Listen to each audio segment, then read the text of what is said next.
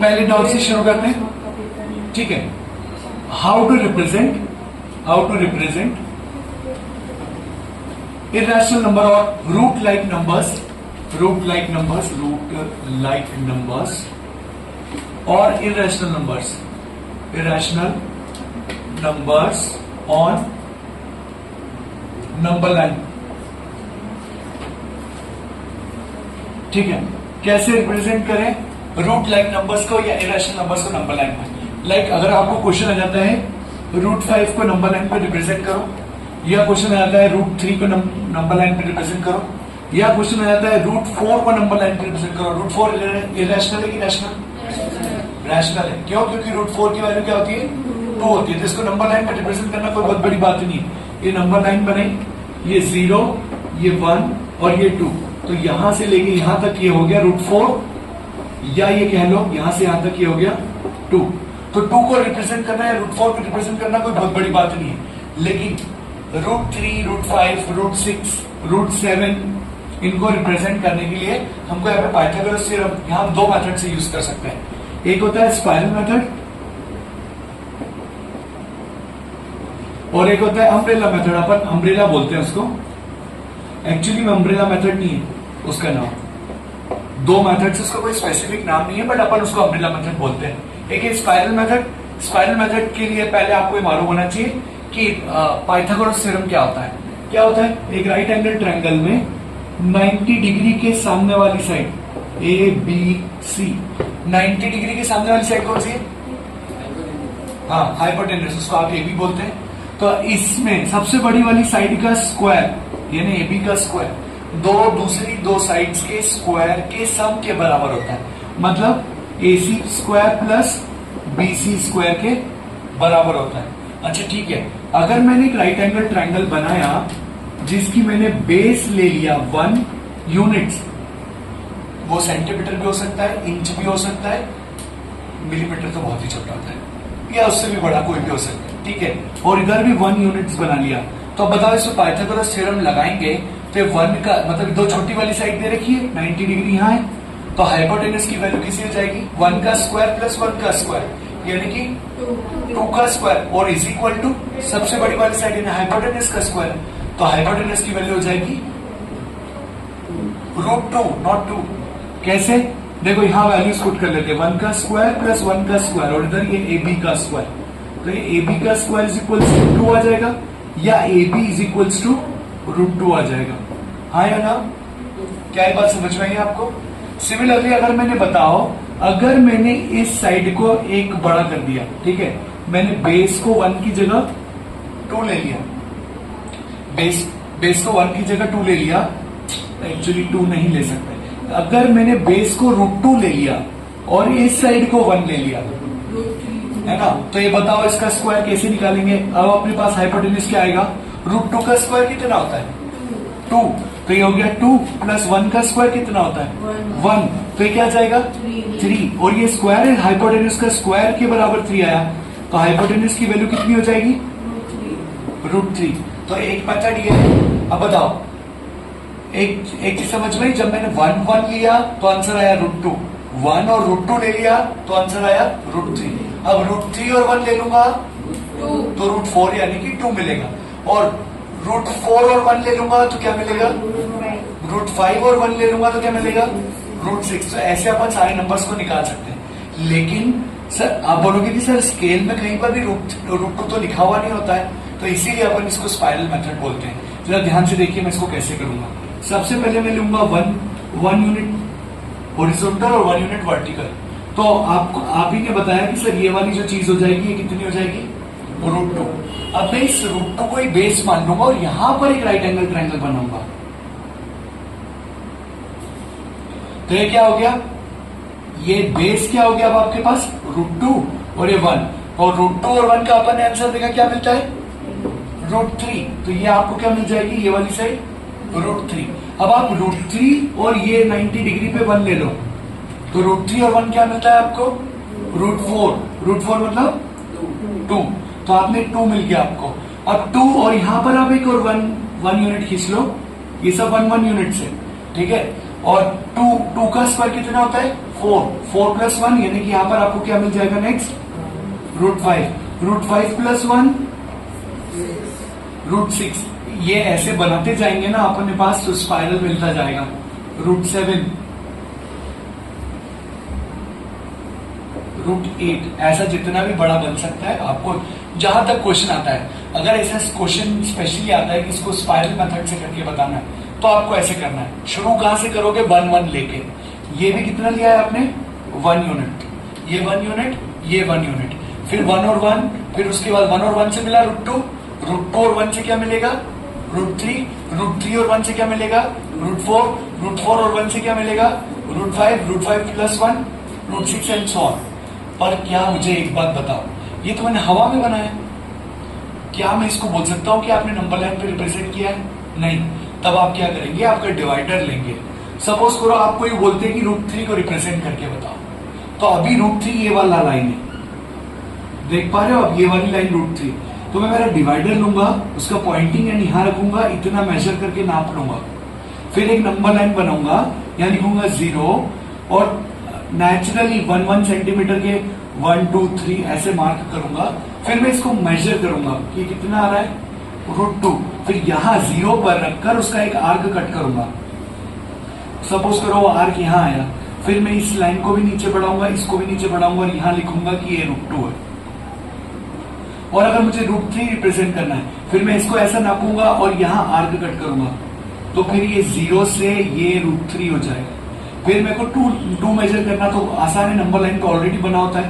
Next ये √5 major करना है, तो आप यहां से इसको मेजर करोगे, 0 से आर्क कट करोगे, तो वो यहां से ये √5 हो जाएगा।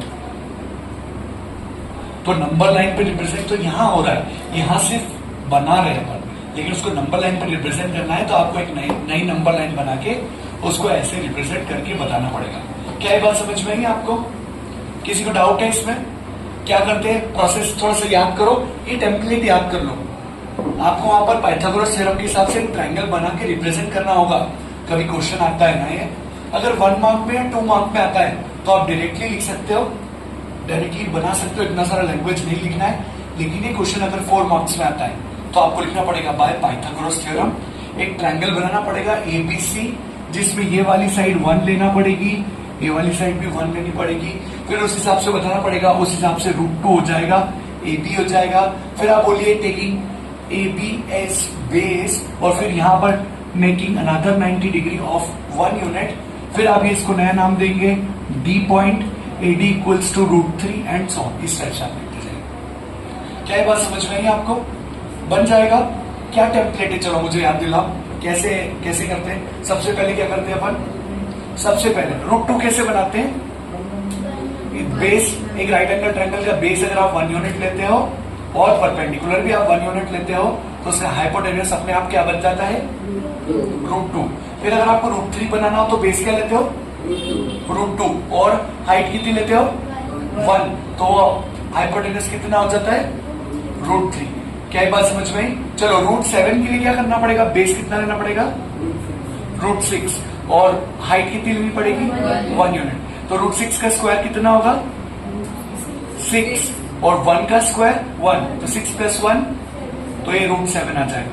क्या ये बात समझ में आई आपको? ओके, चलिए, तो ये एक मेथड थी इसको सॉल्व करने की। एक और मेथड है अपने पास, दैट इज अम्ब्रेला मेथड, वो मैं आपको अभी बता रहा हूं कैसे करना है। ये वाली अगर आपको एग्जाम में पॉइंट में अगर ऐसा क्वेश्चन आता है कि पॉइंट में √9.3 या √7.8 ऐसे नंबर्स को बोला कि नंबर लाइन पे रिप्रेजेंट करके बताओ, इन दैट केस आपको ये वाली मेथड लगाने की जरूरत ही नहीं, क्योंकि पाइथागोरस थ्योरम से आप 7.8 9.3 पे पहुंच ही नहीं पाओगे। इन दैट केस आप क्या करोगे, अब आप ये वाली मेथड यूज करो। इस मेथड में क्या होगा, इस मेथड में सबसे पहले तो आपको जितना भी बड़ा, लेट सपोज ये क्वेश्चन दे दिया, रिप्रेजेंट √9.3 ऑन नंबर लाइन, तो आप सबसे पहले क्या करोगे, एक लाइन खींचोगे AB, स्केल से मेजर करके कितने सेंटीमीटर की 9.3 सेंटीमीटर की। ये तो मैंने अभी उस दिन भी बताया था आपको, बट स्टिल एक और बार समझ लो। AB बनाया आपने 9.3 सेंटीमीटर की, फिर इसको 1 सेंटीमीटर कंपल्सरीली एक्सटेंड करना है, 1 सेंटीमीटर आगे बढ़ाना ही है। क्या करना है इसको 1 सेंटीमीटर, कोई सा भी, यहां पर कोई भी लेंथ दे रखी हो, लेकिन आपको उसको बढ़ाना कितना है 1 सेंटीमीटर। अब आपको क्या करना है, आपकी लाइन की लेंथ कितनी हो गई, AC मिला के देखोगे तो 10.3। तो अब आपको इसका मिड पॉइंट ढूंढना है। इसका मिड पॉइंट कैसे ढूंढेंगे, किसको आता है, हाफ कट करेंगे। किधर किधर हाफ कट करेंगे, आपकी डिवाइडर को हाफ से ज्यादा ओपन करेंगे, हाफ से ज्यादा ओपन करेंगे यहां रखकर। फिर आपने जितना बड़ा ओपन कर लिया है उससे एक आंख ऊपर कट करेंगे और वहीं रखकर एक आंख नीचे कट करेंगे। अंदाजन इन दोनों के सेंटर अपने को समझ में आ जाता है कि लगभग यहाँ आएगा। ऐसे आपकी कॉपी पे जब आप बनाओगे तो आपको समझ में आ जाता है कि इसका आधा लगभग यहां तक आएगा, तो उसी के ऊपर आर्क कट करिए। फिर जब आपने आर्क कट कर लिया उसके बाद उसको चेंज नहीं करना है, चेंज कर दिया तो गड़बड़ मामला हो जाएगा। फिर आप दूसरी वाली साइड पे आइए। बच्चे क्या गलती करते हैं, बी पे रख के बना देते हैं, आपको सी पे रख के बनाना है। AC जो सबसे लंबी लाइन है ना, उसका मिड पॉइंट ढूंढना है। वहां पर 2 आर्क कट करिए। आपको मान लो ऐसे 2 आर्क्स मिल गए, इस लाइन को डॉट वाली लाइन से चाहो तो ज्वाइन करो, नहीं तो आपको सिर्फ मिड पॉइंट ढूंढने जितना।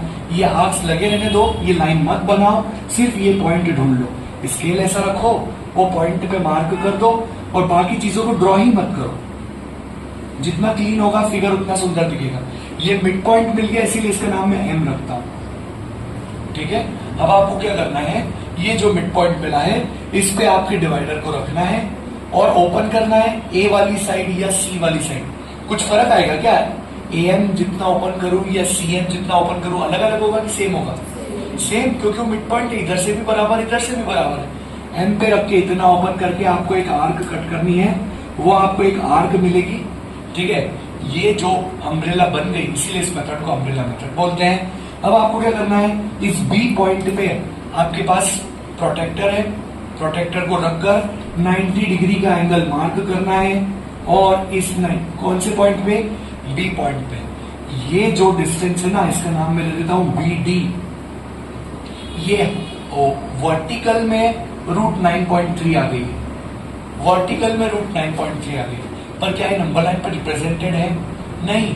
अगर आपको फिर ये क्वेश्चन आता है कि इसको नंबर लाइन पर रिप्रेजेंट करो, तो आप चाहें तो इसी को यहां पर यहां रख के डिवाइडर को इतना ओपन करके ऐसे करके ऐसा आर्क कट कर सकते हैं। ये जो BE डिस्टेंस मिलेगा इसको लिख सकते हैं √9.3। अगर आप ये नहीं लिख के आते हैं तो टीचर कैन कट मार्क्स। वो टीचर की कटसी है कि वो आपको इतना करने पर मार्क्स दे देता है, लेकिन अगर वो काटना चाहे तो काट सकता है, अगर आप ये नहीं लिख के आते कि कौन सा डिस्टेंस है √9.3। ठीक है, आपको उसको नंबर लाइन पे रिप्रेजेंट करना है तो नीचे लाके बताना पड़ेगा कि BE इज √9.3। क्या ये बात क्लियर हुई, डन। चलिए ऐसे हो जाएगा ये question. Are you clear with the question by both the methods? अच्छा, if you have scale and pencil right now, can you draw √3 on number line using spiral method? Sorry, √5 on number line. Come on, √5 on number line. Using spiral method. हो जाएगा, but वो specifically हमको बोला जाता है कि spiral, तो हमको फिर वही करना पड़ेगा। ये तो आती है आप लोग पूरा बनाना पड़ेगा, इसीलिए तो क्वेश्चन दिया मैंने आपको, जल्दी से बना के बताऊं। √5 वहां पर ये मेंशन करना पड़ेगा आपको, है ना। देखो क्या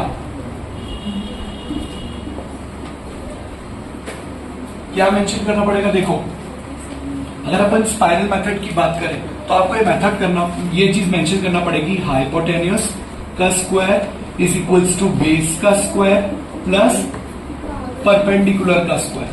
ठीक है, अब आप क्या करोगे, ये ऐसे 3 बार लिखते जाओगे। आपको √5 तक पहुंचना है ना, √5 तक पहुंचना है तो पहले यहां पे लिखना फर्स्ट स्टेप 1 का स्क्वायर प्लस 1 का स्क्वायर, तो यहां पर आपको क्या मिल जाएगा,